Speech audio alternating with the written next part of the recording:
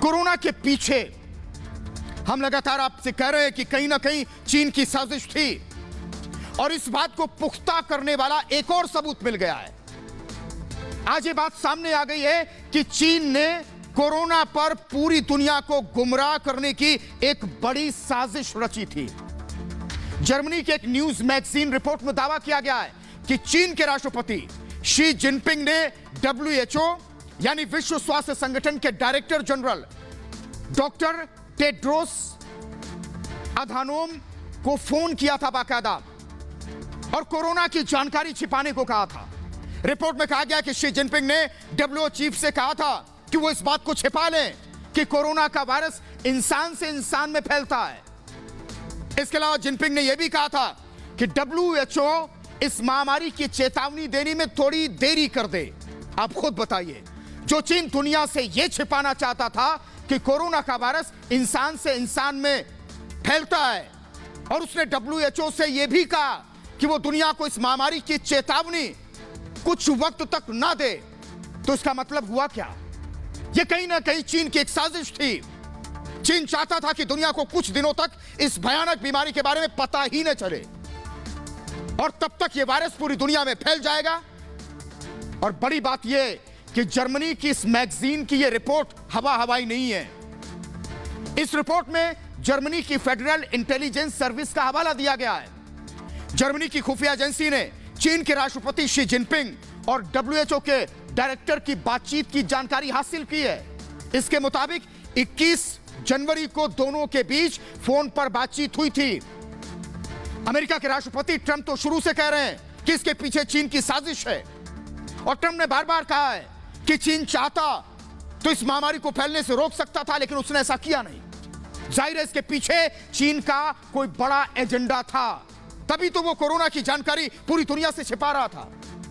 हालांकि जर्मनी से यह रिपोर्ट सामने आने के बाद WHO तुरंत हरकत में आया है और WHO ने बयान जारी करके इसका खंडन किया है। WHO ने कहा कि रिपोर्ट मनगढ़ंत है और झूठ है। WHO ने कहा कि शी जिनपिंग और डॉक्टर टेड्रोस के बीच 21 जनवरी को बातचीत नहीं हुई थी। ऐसा करके पूरी दुनिया का ध्यान भटकाने की कोशिश हो रही। लेकिन वो कहते हैं ना कि धुआं तो तभी उठता है जब आग होती है।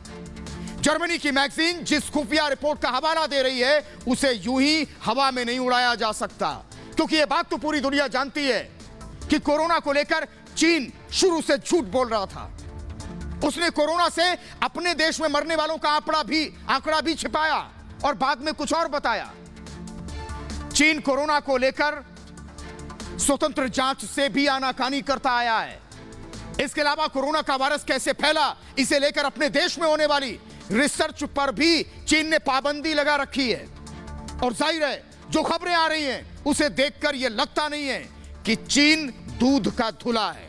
कहीं ना कहीं तो गड़बड़ है जो चीन छिपाता आया है और अभी भी वो छिपा रहा है। चीन पर शक की सुई उठाने वाली एक और रिपोर्ट आई है जो इस बात की ओर इशारा करती है कि कोरोना ने पिछले साल सितंबर महीने में ही दस्तक दे दी थी चीन में।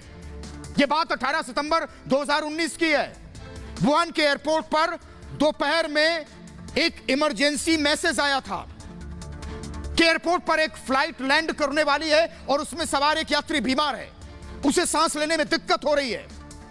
और जैसे ही सूचना मिली वुहान एयरपोर्ट पर हड़कंप मच गया। इमरजेंसी स्टाफ तुरंत हरकत में आया। एयरपोर्ट स्टाफ मास्क लगाकर जरूरी कार्रवाई में जुट गया।